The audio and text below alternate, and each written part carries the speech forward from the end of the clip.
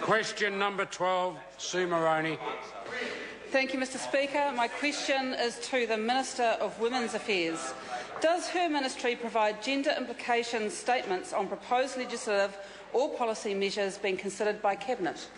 Honourable Joe Goodhew. This government is fully committed to improving outcomes for New Zealand women. All public service departments are expected to integrate gender analysis into their policy development. A gender implication statement is required for all papers submitted to the Cabinet Social Policy Committee. The Ministry of Women's Affairs also provides advice to me, as required, on the gender impacts of specific papers going to Cabinet committees other than SOC. Supplementary question, Sue Moroney. So given that the answer to that question was no, does the Minister think this mainstreaming approach is working when her Cabinet colleagues in the areas of labour, justice and tertiary education have just demonstrated today that they are all pursuing legislation and policies that adversely affect women? That's right. Mr Speaker. Honourable Joe Goodhew. I absolutely refute the member's assertion. In fact, if we look at this government's better public services, we will see that we are, as a government, across many portfolios, working towards reducing long-term welfare dependency, and women are overrepresented there, boosting skills and employment. Again, that will positively affect women in reducing crime and offending, and in case it has escaped the notice of the opposition, women are overrepresented in our crime statistics as victims. Supplementary question, Sue Moroney.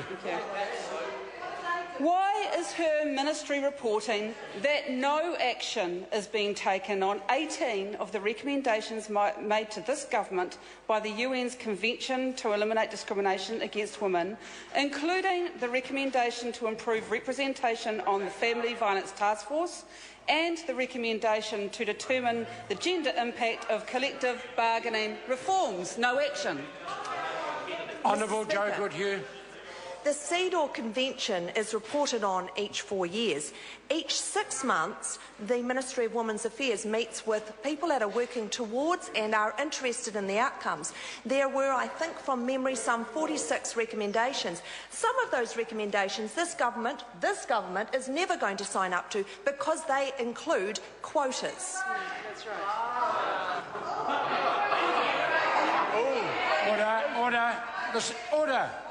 Order. This is a point of order. This is a point of order, and it will be heard in silence. Sue Moroney, point of order. Thank you, Mr Speaker. Point of order.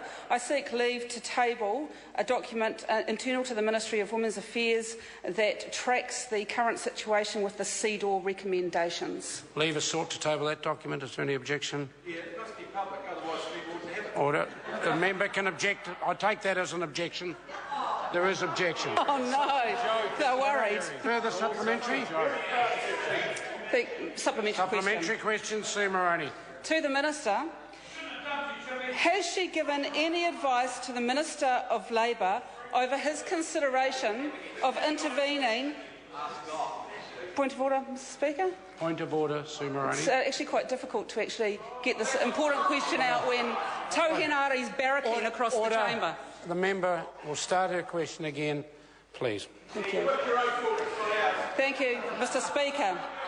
Has she given any advice to the Minister of Labour over his consideration of intervening in the Christine Bartlett case to ensure equal pay for women in low-pay occupations? Honourable Joe Goodhew. No.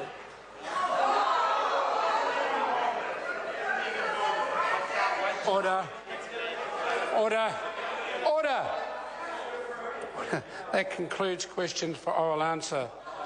Last night, when the House and Committee was considering the Family Court Proceedings Reform Bill, the result of the vote on closure of Part 3 was incorrectly announced as ayes 63, noes 52. The correct result